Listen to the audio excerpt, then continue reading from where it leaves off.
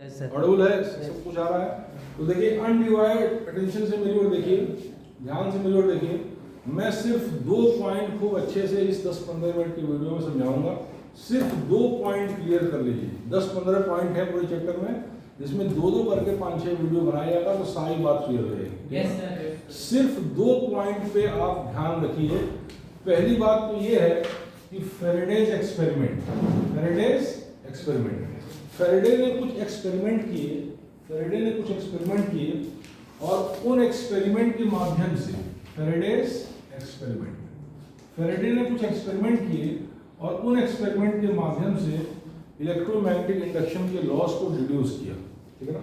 तो क्या क्या एक्सपेरिमेंट किए मैं आपको क्रमशः धीरे धीरे बताऊंगा, और फिर उन इस एक्सपेरिमेंट्स के ऑब्जर्वेशन से उसने क्या क्या लॉस बनाए ये भी बताऊंगा। ठीक है ना। फेरेडेज एक्सपेरिमेंट, फिर उसके बाद Faraday's loss, Faraday's loss of electromagnetic induction, Faraday's loss of electromagnetic induction, ये बात मैं आपको बताऊंगा। और साथ में शॉर्ट वीडियो में मैं ये भी बताऊंगा कि इज लेंस लॉ, ये आपके बोर्ड में कई बार पूछ चुका है। According to law of conservation of energy, yes sir, ये 3 चीज मैं डिस्कस करूंगा। इस तरह के प्रश्न जब भी आए कि ये लॉ या वो लॉ या ये फिनोमेनन या वो phenomenon, law of conservation of energy, momentum, angular momentum के अकॉर्डिंग है, तो इसका आंसर चाहे आप कुछ भी ना पता हो, मैं पहले बता चुका हूँ, हमेशा आप आंसर कहेंगे यस। यस इसलिए कहेंगे क्योंकि ये लॉस कभी वायलेट नहीं होते, ठीक है ना। तो लेंस लॉ में मैं आपको समझा के बताऊंगा कि कैसे law of conservation of energy के अकॉर्डिंग है, ठीक है ना। इतनी बात समझिए। Yes sir. तो अलर्ट होकर देखिए आप, फेरेडे का जो एक्सपेरिमेंट था, इसके पहले आपने पढ़ा था ओरिएस्टेड एक्सपेरिमेंट, इसके पहले आपने पढ़ा था ओरिएस्टेड एक्सपेरिमेंट। तो ओरिएस्टेड एक साइंटिस्ट थे, उन्होंने दिखाया था कि अगर किसी वायर में करंट फ्लो कराते हैं तो उसके अगल बगल मैग्नेटिक फील्ड प्रोड्यूस होती है। Yes sir.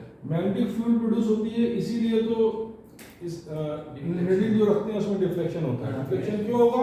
क्योंकि उसके अंदर टॉर्क लगेगा। डिफ्लेक्शन इसलिए होगा क्योंकि उसके अंदर टॉर्क लगेगा। टॉर्क कब लगेगा नीडल पे? जब वहां पे मैग्नेटिक फील्ड होगा, ठीक है। तो इसका मतलब फील्ड का बेसिक रीजन है करंट, फील्ड का बेसिक रीजन है करंट। तो इस ओरिएस्टेड एक्सपेरिमेंट पहली कड़ी है जिसने बताया था कि पहली कड़ी है जिसने एक्सपेरिमेंटली वेरीफाई किया था कि इलेक्ट्रिसिटी और मैग्नेटिज्म में इंटरलाइन यूनिटी है, इंटरलाइन सिमिलरिटी है, ठीक है। उसी में अब दूसरी कड़ी है फेरेडेज एक्सपेरिमेंट। इसने बोला कि करंट से मैग्नेटिक फील्ड प्रोड्यूस होती है, इसने बताया कि करंट से मैग्नेटिक फील्ड प्रोड्यूस होती है ओरिएस्टेड एक्सपेरिमेंट ने। फेरेडेज एक्सपेरिमेंट ने ये बताया कि चेंजिंग मैग्नेटिक फील्ड से, ध्यान दीजिएगा एक बात, चेंजिंग मैग्नेटिक फील्ड से इलेक्ट्रिक फील्ड प्रोड्यूस होती है। बात समझिए। अगर मैग्नेटिक फील्ड चेंज हो रही है तो क्या चेंज होगा? अगर मान लिया जाए कि एरिया वेक्टर और orientation of the coil same है, इन दोनों को सेम मान लिया जाए, तो अगर मैग्नेटिक फील्ड चेंज होगी तो फ्लक्स चेंज होगा। यानी इसको ऐसे भी कह सकते हैं कि चेंजिंग फ्लक्स से भी हमारी इलेक्ट्रिसिटी डेवलप होती है, इलेक्ट्रिक करंट डेवलप होता है। तो इसी के क्रम में दूसरी कड़ी ये है फेरेडेज एक्सपेरिमेंट। इसने भी इलेक्ट्रिसिटी और मैग्नेटिज्म में एक तरीके का इंटर रिलेशन, अंडरलाइन यूनिटी को, अंडरलाइन सिमिलरिटी को एस्टैब्लिश किया। इसके बाद जब आप नेक्स्ट पढ़ेंगे इलेक्ट्रोमैग्नेटिक वेव्स, तो इलेक्ट्रोमैग्नेटिक वेव्स में भी आप देखेंगे कि चेंजिंग इलेक्ट्रिक फील्ड की वजह से मैग्नेटिक फील्ड चेंज होती है। चेंजिंग इलेक्ट्रिक फील्ड की वजह से वहां आप देखेंगे इलेक्ट्रिक फील्ड जब चेंज करती है, डिस्प्लेसमेंट करंट और कंडक्टिविटी ऑफ करंट का कांसेप्ट जो हम देंगे इलेक्ट्रोमैग्नेटिक वेव चैप्टर में, तो उस चेंजिंग इलेक्ट्रिक फील्ड की वजह से भी मैग्नेटिक फील्ड प्रोड्यूस होती है। तो इस तरीके से 3 एक्सपेरिमेंट दोनों के बीच अंडरलाइन सिमिलरिटी को बहुत बढ़िया से एस्टैब्लिश करते हैं। तो अब मैं आपको बताने जा रहा हूं फेरेडे एक्सपेरिमेंट था क्या, और फेरेडे ने क्या क्या ऑब्जर्वेशन किए, फेरेडे ने किन बातों को एनालाइज किया और उसके बाद अपने लॉस को बनाया, ठीक है।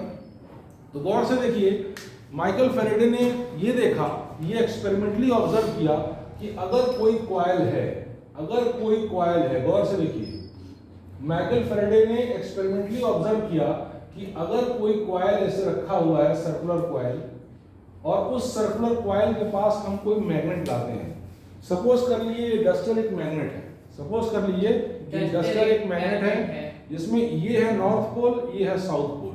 ये अज्यूम कर लीजिए कि डस्टर एक मैग्नेट है, इसमें ये नॉर्थ पोल है, ये साउथ पोल है, और एक कॉइल रखा है। खूब बढ़िया से देखिए, एक ही बार में समझने का प्रयास कीजिए। फैराडे ने ये देखा कि जब इस मैग्नेट को इस कॉइल के हम पास लाते हैं, जब इस मैग्नेट को इस कॉइल के पास लाते हैं, और इस कॉइल में एक गैल्वेनोमीटर भी लगा है, गैल्वेनोमीटर। तो गैल्वेनोमीटर क्या होता है? एक ऐसा डिवाइस होता है जो डिटेक्ट करता है और मेजर करता है electrical current in a circuit. ये मैं पहले पढ़ा चुका हूँ, ठीक है ना। तो अब जब मान लीजिए नॉर्थ पोल है या साउथ पोल है, फैराडे ने पहला ऑब्जर्वेशन ये किया कि अगर मैग्नेट को ऐसे पास लाते हैं तो इसके अंदर गैल्वेनोमीटर का पॉइंटर डिफ्लेक्ट कर जाता है। डिफ्लेक्ट करने का मतलब ये है कि इसके अंदर करंट फ्लो करती है, ठीक है ना। जब मैग्नेट को पास या दूर नहीं करते हैं, जब मैग्नेट को पास या दूर नहीं करते हैं, एक जगह पर रखते हैं, तो क्या होता है कि डिफ्लेक्ट नहीं करता है। इसका मतलब ये है कि मैग्नेट के मोशन से इसमें करंट आ रही है। मेरी बात समझे? ये पहला ऑब्जर्वेशन था जो माइकल फैराडे ने ऑब्जर्व किया, ठीक है ना। उसके बाद माइकल फैराडे ने ये देखा कि एक बार धीरे नॉर्थ पोल को लाया और एक बार तेज नॉर्थ पोल को लाया, तो देखा धीरे लाने से भी डिफ्लेक्शन हो रहा है, तेज लाने से भी डिफ्लेक्शन हो रहा है, लेकिन तेज लाने से ज्यादा डिफ्लेक्शन हो रहा है। इसका मतलब तेज लाने से ज्यादा करंट फ्लो कर रहा है। बात समझिए? ये सब ऑब्जर्वेशंस है, ये एक्सपेरिमेंटल ऑब्जर्वेशंस है, निष्कर्ष बाद में निकालेगा। पहले उसने ये देखा कि धीरे लाने से भी डिफ्लेक्ट हो रहा है, तेज लाने से भी डिफ्लेक्ट हो रहा है, लेकिन तेज लाने से ज्यादा डिफ्लेक्ट हो रहा है, यानी तेज लाने से ये करंट ज्यादा फ्लो कर रहा है। सर अगर बहुत धीरे ले आए तो भी उसमें डिफ्लेक्शन हो जाएगा। बहुत धीरे क्योंकि एक उसमें लिखा था एनसीईआरटी में कि पहले जब वो ट्राई कर रहे थे इस एक्सपेरिमेंट को धीरे धीरे तो नहीं हो रहा था, तो फिर वो झल्ला के जब बहुत तेजी से फेंके तब जाके गैल्वेनोमीटर डिफ्लेक्शन शो किया। तो इसलिए उसको बहुत धीरे से मतलब देखिए पूरी बात देखिए, हमको बोलने दीजिए। देखिए बहुत धीरे धीरे का मतलब होता है क्वासी स्टैटिक। क्वासी स्टैटिक अभी आप फील्ड थर्मोडायनामिक्स जैसा पढ़ेंगे तो क्वासी स्टैटिक प्रोसेस एकदम क्लियर हो जाएगा। उसके अलावा जब आपको वहाँ से बताया था कि इन्फिनिटी से कोई चार्ज लाते हैं इलेक्ट्रिक फील्ड में, तो भी क्वासी स्टैटिक लाते हैं, बहुत धीरे धीरे लाते हैं। उसका पर्पज़ ये होता है कि जो भी वर्क डन हो वो चेंज इन एनर्जी के रूप में ही आए, उसकी खुद की चार्ज की काइनेटिक एनर्जी ना हो। अब जब बहुत धीमे धीमे लाएंगे तो मतलब ऑलमोस्ट स्टैटिक, यानी फ्लक्स नेग्लिजिबल है, तो भी जब फ्लक्स नेग्लिजिबल है तो करंट नेग्लिजिबल होगी, ना के बराबर होगी। सर उसने पहले से करंट फ्लो कर रहा है। हम सारी बातें बोल रहे हैं, उसको पहले की बात सुनिए और वीडियो में है उसको फिर से सुनिए। पहले से करंट नहीं फ्लो कर रहा है। जब हम मैग्नेट यहाँ रखे हैं और ये यहाँ पे कॉइल है तो इसमें कोई करंट नहीं फ्लो कर रहा है। गैल्वेनोमीटर का पॉइंटर कोई डिफ्लेक्शन नहीं कर रहा है। जैसे इसको इसके पास लाए, पहली बात मैंने बताई, तब ये डिफ्लेक्ट कर रहा है, ठीक है, पहला ऑब्जर्वेशन। फिर तेजी से पास लाए और धीरे धीरे पास लाए, तो दोनों केस में डिफ्लेक्ट हुआ, लेकिन तेजी वाले में ज्यादा हुआ। इसका मतलब ज्यादा तेजी से पास लाते हैं, ये सब ऑब्जर्वेशन है, पहले ऑब्जर्व कर रहा है एक बात को क्या क्या हो रहा है, तो ज्यादा डिफ्लेक्ट होगा। अगर एकदम क्वासी स्टैटिक लाएंगे तो क्वासी स्टैटिक मतलब बहुत धीरे धीरे, तो ऐसे केस में क्या होगा, ऐसे केस में क्वासी स्टैटिक मतलब स्टैटिक है, हुआ एक तरह से स्टैटिक ही हुआ, ऐसे केस में भी कोई डिफ्लेक्शन नहीं होगा, ठीक है ना।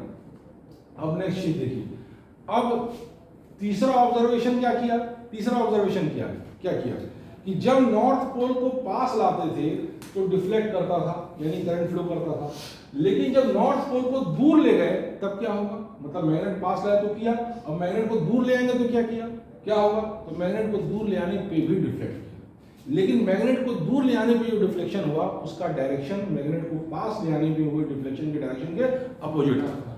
यानी पास लाने में अगर करंट ऐसे फ्लो कर रही थी, मैं एग्जांपल दे रहा हूं, तो दूर ले आने में करंट ऐसे फ्लो कर रही थी, ठीक है ना, अपोजिट डायरेक्शन में डिफ्लेक्ट किया, ठीक है ना। अब करंट कैसे फ्लो करेगी वो जो आपको मैं इसका लॉस बताऊंगा तो वो बात भी क्लियर हो जाएगी, ठीक है ना, वो बात भी क्लियर हो जाएगी। करंट का डायरेक्शन भी आप बता सकते हैं। जैसे मान लीजिए नॉर्थ पोल ला रहे हैं इसके पास, तो करंट का डायरेक्शन क्या होगा, थोड़ा सा हम बता दे रहे हैं, डिटेल में भी बताएंगे थोड़ी देर बाद। जैसे नॉर्थ पोल पास ला रहे हैं, समझ रहे हैं ना, तो यहाँ पे नॉर्थ पोल बनेगा, नॉर्थ पोल को दूर ले आ रहे हैं तो यहाँ साउथ पोल बनेगा। यस सर, रुकिए सुनिए पूरा। तो अगर नॉर्थ पोल को दूर ले आ रहे हैं तो यहाँ साउथ पोल बन रहेगा, क्योंकि ये करंट उसी डायरेक्शन में जाती है, करंट उसी तरीके से जाती है जिससे वो अपने अंदर होने वाले परिवर्तन का विरोध करे। मतलब जिस रीजन से वो करंट पहला हो रही है वही लेंस लॉ है, जिस रीजन से वो करंट पैदा हो रही है उस रीजन का अपोज करे, यही लेंस लॉ है। मतलब बेसिक रीजन क्या है करंट प्रोड्यूस होने का? Movement of magnet. तो मूवमेंट ऑफ मैग्नेट को अरेस्ट करना है। करंट का डायरेक्शन वही होगा, लेंस लॉ पढ़ाई के समझ में आएगा कि इस करंट का डायरेक्शन ये होगा कि मूवमेंट ऑफ मैग्नेट को अरेस्ट करना, क्योंकि मूवमेंट ऑफ मैग्नेट से ही करंट प्रोड्यूस हो रही है, ठीक है ना। तो अरेस्ट कैसे करेगा? जब नॉर्थ पोल आ रहा है तो यहाँ नॉर्थ बनना चाहिए, और जब दूर ले आ रहे हैं नॉर्थ पोल को तो यहाँ साउथ बनना चाहिए, तभी तो अरेस्ट करेगा मूवमेंट को।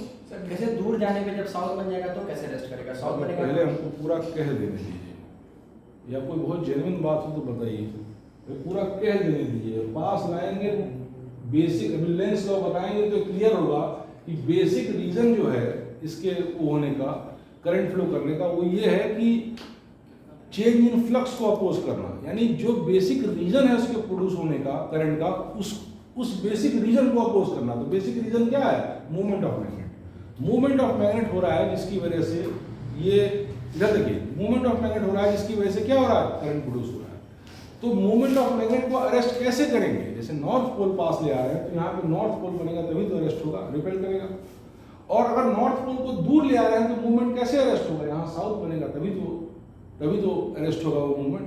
तो साउथ बनने के लिए, अगर नॉर्थ पोल को दूर ले आ रहे हैं तो साउथ बनने के लिए करंट आपकी कहाँ फ्लो करनी चाहिए? क्लॉकवाइज, ठीक है।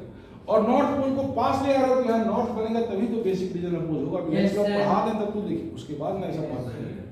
तो अब इसको ऐसा मान लीजिए कि पास लाएंगे तो बेसिक रीजन क्या है करंट फ्लो करने का? मूवमेंट ऑफ मैग्नेट का। मूवमेंट ऑफ मैग्नेट को कैसे अरेस्ट होगा? जब नॉर्थ पोल यहाँ आ रहा है तो यहाँ नॉर्थ बनना चाहिए, यानी तब उस केस में करंट कहाँ जाएगी? एंटी क्लॉकवाइज जाएगी, ठीक है ना। अब फिर से सुनिए, एक एक बात को गौर से देखिए। माइकल फैराडे ने अपने कुछ ऑब्जर्वेशंस किए, उसके उन ऑब्जर्वेशंस के एनालिसिस के बाद उसने लॉज बनाए। वो सारे लॉज मैं आपको अभी बताऊंगा, पहले एनालिसिस देख लीजिए। एनालिसिस क्या था? एक शुरू से देखिए, एक कॉइल था, कॉइल के पास जब मैग्नेट ले आए तो डिफ्लेक्ट किया, ठीक है ना। और कॉइल से दूर मैग्नेट ले गए तो भी डिफ्लेक्ट किया। पास लाने में डिफ्लेक्शन का जो डायरेक्शन था और जो दूर लाने में डिफ्लेक्शन का डायरेक्शन था वो दोनों अपोजिट था, ठीक है ना। उसके बाद धीरे धीरे पास ले आए तो भी डिफ्लेक्ट किया, और तेज से पास लाए तो भी डिफ्लेक्ट किया, लेकिन तेज से पास लाने में ज्यादा डिफ्लेक्ट किया। मेरी बात समझे? ये सब ऑब्जर्वेशंस है, अभी इस पर डिस्कशन बाद में होगा। इतनी बातों को देख लिया कि ऐसा ऐसा हो रहा है, ठीक है ना। अब उसके बाद उसने क्या किया कि नॉर्थ की जगह साउथ को ले आया। अब साउथ को लेकर आया तो भी डिफ्लेक्ट हुआ, साउथ को दूर ले गया तो भी डिफ्लेक्ट हुआ, ठीक है ना। लेकिन साउथ को पास लाने में जो डिफ्लेक्शन का डायरेक्शन था और साउथ को दूर ले आने में जो डिफ्लेक्शन का डायरेक्शन था, दोनों अपोजिट था।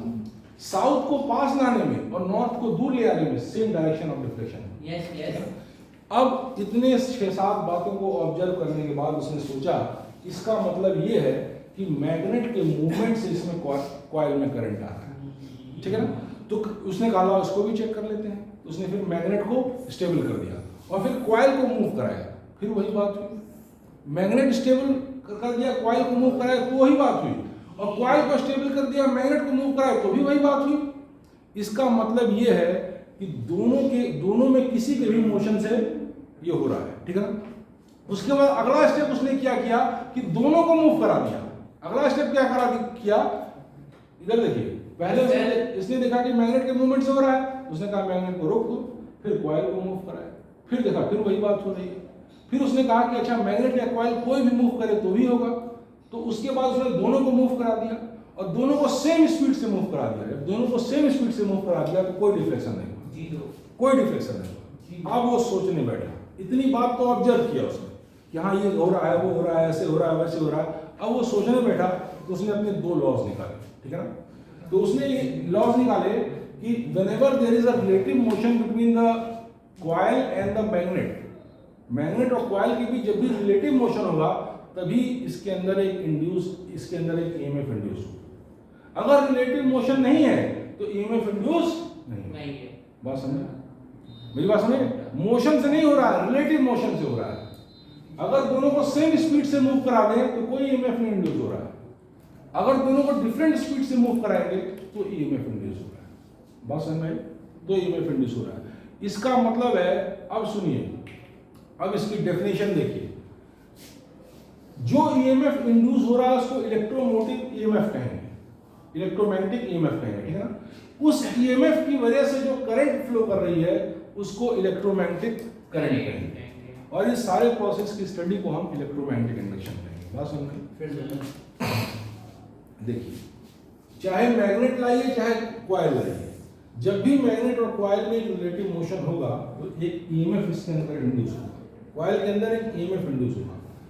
इस ईएमएफ की वजह से जो करंट, जो ईएमएफ इंड्यूस होगा उसको इलेक्ट्रोमैग्नेटिक ईएमएफ कहेंगे, ठीक है ना?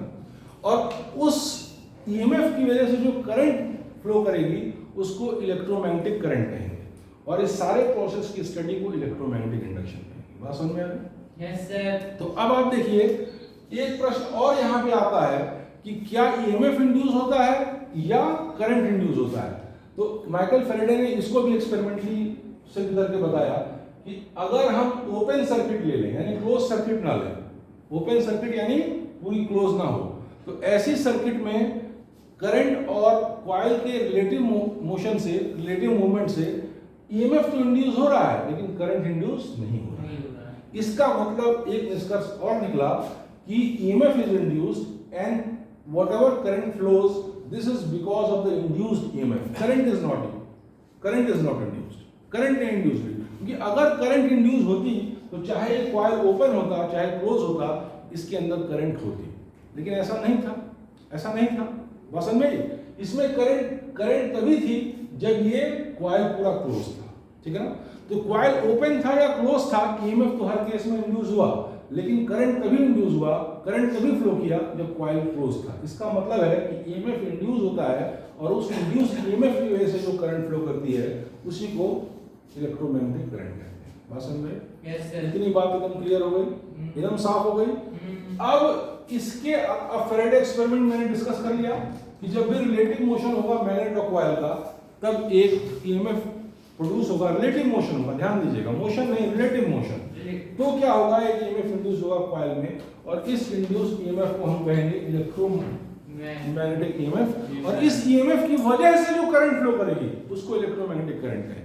बात समझ में? ये भी आपके बोर्ड में पूछ चुका है कि इस करंट इंड्यूस्ड और EMF इंड्यूस्ड, तो आप कहेंगे कि हमेशा क्या होगा, करंट इंड्यूस होगी, ठीक है ना? हमेशा क्या होगी, EMF इंड्यूस होगी, और EMF की वजह से करंट फ्लो करेगी। वो देखिए शायद दूध वाला आया, उससे बोल दिए निकाल के किचन में अपने आप से रख दे, धीरे से रख ना। तो इसकी वजह से जो करंट फ्लो करेगी उसको क्या कहेंगे, बोल दिए निकाल के अपने धीरे से रख दे, ठीक है ना? तो इसको क्या कहेंगे, इलेक्ट्रोमोटिव, इसको कहेंगे EMF, इंड्यूस्ड EMF, और इंड्यूस्ड EMF की वजह से जो करंट फ्लो करेगी उसको कहेंगे इलेक्ट्रोमैग्नेटिक करंट, ठीक है? करंट नहीं इंड्यूस होती है, आपको बोर्ड में पूछ चुका है, ठीक है ना? अब नेक्स्ट चीज देखिए आप, मैं आपको बताने जा रहा हूं, गौर से देखिए, गौर से देखिए, नेक्स्ट चीज मैं आपको बताने जा रहा हूं, Faraday's laws of electromagnetic induction. अब मैं आपको बताऊंगा इस शॉर्ट वीडियो में Faraday's laws of electromagnetic induction क्या है। फैराडे ने दो लॉज दिए इलेक्ट्रोमैग्नेटिक इंडक्शन के, पहले लॉ को न्यूमैन लॉ भी कहते हैं और दूसरे लॉ को हम लेंज लॉ भी कहते हैं, ठीक है? तो पहला लॉ न्यूमैन लॉ क्या है, फैराडे ने ये कहा कि जब भी रिलेटिव मोशन होता है, देखिए वहीं बैग रखा होगा,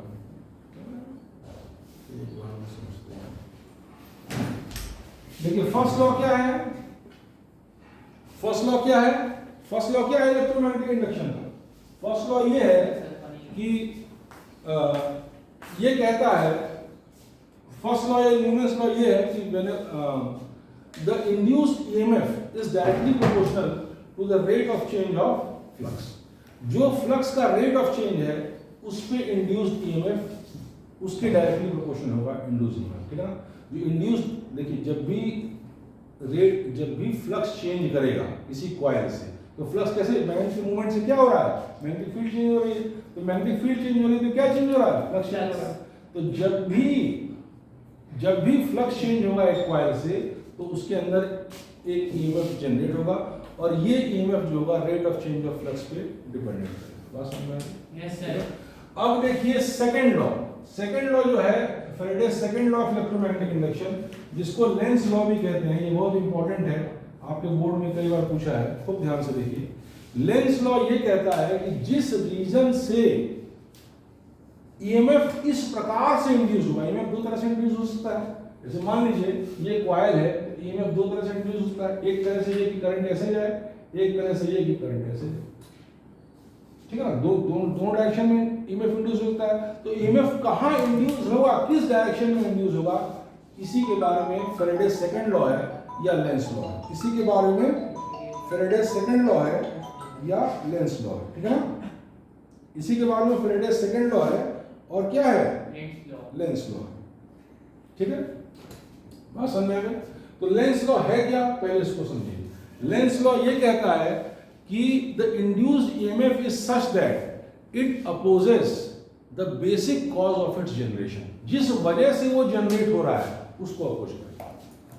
ईएमएफ इस तरह से इंड्यूस होगा कि जिस वजह से ईएमएफ प्रोड्यूस हो रहा है उस वजह को अपोज करेगा, मतलब जिससे पैदा हुआ उसी को अपोज करेगा। इस तरह से ईएमएफ इंड्यूस होगा, ये लेंस लॉ है, ठीक है ना। इसीलिए इंड्यूस्ड ईएमएफ ई को हम कहते हैं माइनस d∅dt। इंड्यूस्ड ईएमएफ क्या होगा, d∅dt, मतलब उसके अपोजिट डायरेक्शन में, rate of change of flux के अपोजिट डायरेक्शन में ईएमएफ इंड्यूस होगा, ठीक है ना। अब उसको मैं प्रैक्टिकली आपको करके कुछ चीजों से समझाता हूं। जैसे मान लीजिए कि अगर ये कॉइल है, इसको मैं मिटा देता हूं थोड़ा सा, तब बताता हूं। जैसे मान लीजिए कि ये कॉइल है, बढ़िया से देखिए,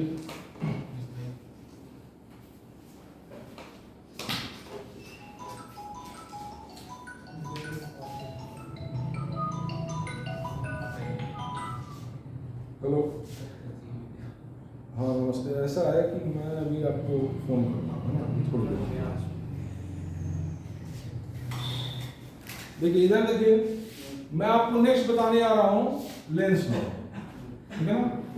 लेंस लॉ को अच्छे से देखिए। लेंस लॉ या second law of electromagnetic induction ये कहता है कि द बेसिक रीजन जिसकी वजह से वो ईएमएफ प्रोड्यूस हुआ, ईएमएफ इस प्रकार से प्रोड्यूस होता है कि वो जो बेसिक रीजन है जिसकी वजह से वो ईएमएफ प्रोड्यूस हुआ उसको अपोज करें, ठीक है ना। अब इस तरीके से आपके बोर्ड में छोटे मोटे क्वेश्चन आते हैं, कंपटीशंस में भी आते हैं। जैसे मान लीजिए एक कॉइल बता दिया, ठीक है ना, और कॉइल में बताया कि मैग्नेट का नॉर्थ पोल इधर ला रहे हैं, मैग्नेट का नॉर्थ पोल, फिर पूछेगा इसमें डायरेक्शन ऑफ करंट कहाँ, इधर है, ठीक है ना। या आपसे ऐसे भी पूछ लेगा कि इसके पीछे डायरेक्शन ऑफ करंट कहाँ है, तो इसमें डायरेक्शन ऑफ करंट आप निकालेंगे, उसका कोई पीछे वाला हो जाएगा।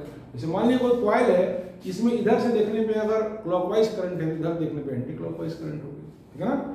तो अगर मान लीजिए नॉर्थ पोल किसी मैग्नेट का इसके पास लाते हैं, अगर मान लीजिए नॉर्थ पोल किसी मैग्नेट का इसके पास लाते हैं, बात समझ में आई, तो इसके अंदर एक नॉर्थ लाइन साउथ लाइन कुछ भी लाइन, इसके अंदर एक ईएमएफ प्रोड्यूस होगा, ठीक है ना। इसके अंदर ईएमएफ क्यों प्रोड्यूस हो रहा है, उसका बेसिक रीजन क्या है, movement of the magnet, movement of the magnet, ठीक है ना। तो मूवमेंट ऑफ द मैग्नेट को कैसे अरेस्ट करेगा, कैसे अरेस्ट करेगा। अगर आपको डायरेक्शन ऑफ करंट निकालना है लेंस लॉ के अनुसार, इस तरह के क्वेश्चन बहुत आते हैं, ठीक है ना। जैसे मान लीजिए बोल देगा एक कॉइल है और एक north pole of the magnet को फेस करते हुए मैग्नेट कॉइल की ओर आ रहा है, तो बताइए इसको डायरेक्शन ऑफ इंड्यूस करंट किधर होगी, ठीक है ना। या आपसे पूछ ले इसके पीछे से देखा जाए, इस कॉइल के पीछे से देखा जाए तो डायरेक्शन ऑफ इंड्यूस करंट कैसी होगी, तो बस लेंस लॉ लगा दीजिए। लेंस लॉ क्या कहता है, इसके अंदर जो भी इंड्यूस करंट है वो क्यों पैदा हो रही है, because of motion of magnet. Magnet move कर रहा है, उसके मोशन की वजह से मैग्नेटिक फील्ड इसकी कॉइल पे वेरी कर रही है, मैग्नेटिक फील्ड वेरी कर रही है तो फ्लक्स वेरी कर रहा है, फ्लक्स वेरी कर रहा है तो E बराबर माइनस d∅dt, यही आपका फैराडे सेकंड लॉ है या लेंस लॉ है, ठीक है ना। तो अब अपोज कैसे करेगा, अगर नॉर्थ पोल पास आ रहा है तो यहाँ पे नॉर्थ पोल बनना चाहिए। बेसिक रीजन है मूवमेंट ऑफ मैग्नेट, और मूवमेंट ऑफ मैग्नेट को अरेस्ट कैसे करेगा, अगर नॉर्थ पोल पास आ रहा है तो यहाँ नॉर्थ बनना चाहिए, तभी तो रिपेल करेगा, ठीक है। और अगर नॉर्थ पोल दूर जा रहा है तो यहाँ साउथ बनना चाहिए, ठीक है ना, क्योंकि बेसिक रीजन क्या है, मूवमेंट ऑफ मैग्नेट, फ्लक्स घट रहा है, फ्लक्स कांस्टेंट नहीं रहना चाहिए, बढ़े चाहे घटे दोनों केस में चेंज होगा। अगर इसको हम पास करेंगे, अगर इसको हम दूर करेंगे तो फिर फ्लक्स चेंज कर रहा है, फ्लक्स चेंज कर रहा है, इंड्यूस्ड ईएमएफ पैदा हो रहा है। अब इंड्यूस्ड ईएमएफ का डायरेक्शन क्या होगा, इस प्रकार से होगा कि इस चेंज इन फ्लक्स को अपोज करे, और चेंज इन फ्लक्स को अपोज कैसे करेगा, चेंज इन फ्लक्स का बेसिक रीजन क्या है, मोशन ऑफ मैग्नेट। तो मोशन ऑफ मैग्नेट को कैसे अपोज करेगा, अगर साउथ पोल दूर ले आएंगे तो यहाँ पे क्या बनना चाहिए, नॉर्थ बनना चाहिए, तो ऐसे केस में यहाँ पे करंट फ्लो करेगी एंटी क्लॉकवाइज, ठीक है ना। यहाँ फ्लो करेगी क्लॉकवाइज। साउथ पोल बनने के लिए कौन सी फ्लो करेगी? क्लॉकवाइज। क्योंकि हम जानते हैं कॉइल में अगर क्लॉकवाइज करंट है तो हम बोलते हैं साउथ पोल बना, और एंटी क्लॉकवाइज करंट है तो हम बोलते हैं नॉर्थ पोल बना, ठीक है ना। तो अगर मेरी बात समझ गए, इधर देखिए, अगर नॉर्थ पोल पास लाएंगे तो करंट इस प्रकार से फ्लो करेगी कि यहाँ पे नॉर्थ बने, और नॉर्थ पोल को दूर ले आएंगे तो करंट इस प्रकार से फ्लो करेगी तो वहां साउथ बने, तभी तो मोशन को अपोज करेगा। और अगर साउथ को पास लाएंगे तो करंट इस प्रकार से फ्लो करेगी कि वहां साउथ बने, और साउथ को दूर ले आएंगे तो करंट इस प्रकार से फ्लो करेगी कि वहां नॉर्थ बने। साउथ एंटी क्लॉक होगा। अगर किसी कॉइल में क्लॉकवाइज करंट है तो इधर से नॉर्थ साउथ पोल होता है, yes sir. Anti clockwise current है तो नॉर्थ पोल होता है। तो इस तरीके से लेंस लॉ के अकॉर्डिंग आप बातों को निकाल लेंगे, ठीक है ना। और अगर आपका कॉइल के पीछे पूछ दे तो जो सामने से आया उसका अपोजिट पीछे से कर दिया, ठीक है ना। इस तरीके से दो डिस्कशन हो गए। जब देखिए दो डिस्कशन हो गए, एक तो आपका फेरेडेज एक्सपेरिमेंट क्या था, मैंने पूरा डिटेल बताया, इसके अलावा कुछ बात ही नहीं है, पूरा बढ़िया से एक बात को मैंने एलोबरेट कर दिया, ठीक है ना। और थोड़ा सा बहुत फोकस में नहीं हो पा रहा हूँ, थोड़ा सा अच्छे से कोऑपरेट करिए बढ़िया से, तो नहीं तो और भी अच्छे तरीके से बात निकलती। बीच में इंटरप्ट थोड़ा भी करेंगे तो बहुत अच्छे से बात नहीं निकलेगी, एकदम ध्यान से सुनिए। तो रुकिए, तो ये आपका हो गया क्या कहते हैं फेरेडेज एक्सपेरिमेंट। फिर उसके बाद आपको फेरेडेज लॉ बता दिया। अब तीसरी बात बता रहा है, is Lenz law according to law of conservation of energy. क्या Lenz law of conservation of energy के अकॉर्डिंग है? तो ऐसे प्रश्नों का जवाब आंख मूंद के आपको हाँ ही देना है। मैं आपको समझा दे रहा हूं कि हाँ आप क्यों देंगे। इधर देखिए, हाँ आप क्यों देंगे। हाँ मतलब लॉ अगर एक्सप्लेन करने को पूछ ले, explain how Lenz law is according to law of conservation of energy, तो वही मैं एक्सप्लेनेशन दे रहा हूं। जैसे मान लीजिए जब मैग्नेट को हमने मूव किया, इधर देखिए, जब हमने मैग्नेट को मूव किया तो इसमें क्या हुआ, इसके अंदर ईएमएफ जनरेट हुआ, यानी इलेक्ट्रिकल एनर्जी प्रोड्यूस हुई। इलेक्ट्रिकल करंट आया, ईएमएफ आया, यानी कि इलेक्ट्रिकल एनर्जी प्रोड्यूस हुई। बात समझ में आई? इलेक्ट्रिकल एनर्जी प्रोड्यूस हुई। तो अगर लेंस लॉ क्या कहता है कि EMF is generated such that it opposes the basic cause of its generation, ये लेंस लॉ है, ठीक है ना। अच्छा, अब मैं बता रहा हूं आपको कि कैसे ये law of conservation of energy के अकॉर्डिंग है। तो मैं कह रहा हूं कि मान लीजिए law of conservation of energy के अकॉर्डिंग नहीं होता। अगर हम कहते हैं अगर ऐसा नहीं होता तो क्या होता, तो ये होता कि ईएमएफ इस तरीके से जनरेट होता जो उसको सपोर्ट करता अपने बेस। अगर मान लीजिए जिस बेसिक कॉज की वजह से ईएमएफ जनरेट हो रहा है उसको अपोज करता है, ये लेंस लॉ है। तो मान लीजिए अपोज नहीं करता, सपोर्ट करता। अगर सपोर्ट करता तो कंडीशन क्या बनती? तो कंडीशन ऐसे बनती कि अपने आप ये मैग्नेट उसके पास जाता। मैग्नेट को ले आने के लिए कोई एक्सटर्नल वर्क नहीं करना पड़ता। मैग्नेट को उसके कॉइल के पास ले आने के लिए कोई एक्सटर्नल वर्क नहीं करना पड़ता, समझ रहे ना। अगर ये सपोर्ट करता, अगर लेंस लॉ गलत होता, अगर लेंस लॉ ये नहीं कहता कि it opposes the cause of its production, अगर सपोर्ट करता कॉज ऑफ इट्स प्रोडक्शन का, तो इस कॉइल के पास मैग्नेट को ले आने के लिए कोई भी एक्सटर्नल वर्क नहीं करना पड़ता। लेंस लॉ की वजह से जब वो अपोज करता है तो हमको एक्सटर्नल वर्क करना पड़ता है, और वही एक्सटर्नल वर्क है, बस ये लास्ट बात है, वही एक्सटर्नल वर्क है जिसकी वजह से इलेक्ट्रिकल एनर्जी प्रोड्यूस होती है। तो अगर लेंस लॉ सही नहीं होता, अगर लेंस लॉ ये बात नहीं कहता कि इट अपोजेस द कॉज, तो हमको इलेक्ट्रिकल एनर्जी प्रोड्यूस भी होती और हमको कोई एक्सटर्नल वर्क भी नहीं करना पड़ता, जो पॉसिबल नहीं है। बिना किसी एक्सटर्नल वर्क के एनर्जी कहाँ से प्रोड्यूस होगी? वो वर्क से कन्वर्ट ही ना होगी, एनर्जी प्रोड्यूस तो होगी नहीं। अगर लेंस लॉ गलत होता तो हमारा ये निष्कर्ष निकलता कि energy is produce, which is not possible, ठीक है। और लेंस लॉ के अकॉर्डिंग चलने पर क्या हो रहा है कि हम एक्सटर्नल वर्क कर रहे हैं मैग्नेट को कॉइल के पास ले आने के लिए, और यही external work additional electrical energy जो हमको ऑब्टेन हो रही है उसके रूप में प्राप्त होता है, ठीक है ना। तो अगर लेंस लॉ गलत होता कि अपोज नहीं करेगा तो हमको, तो कंडीशन क्या बनती? तो कंडीशन ये बनती कि हमको इलेक्ट्रिकल एनर्जी मिलती बिना किसी वर्क के, जो कि पॉसिबल नहीं है। इसलिए लेंस लॉ सही है। अब मेरी बात समझे? Yes sir. मेरी बात समझ में आ गई? So Lenz law is according to law of conservation of energy. आप कट कर दीजिए।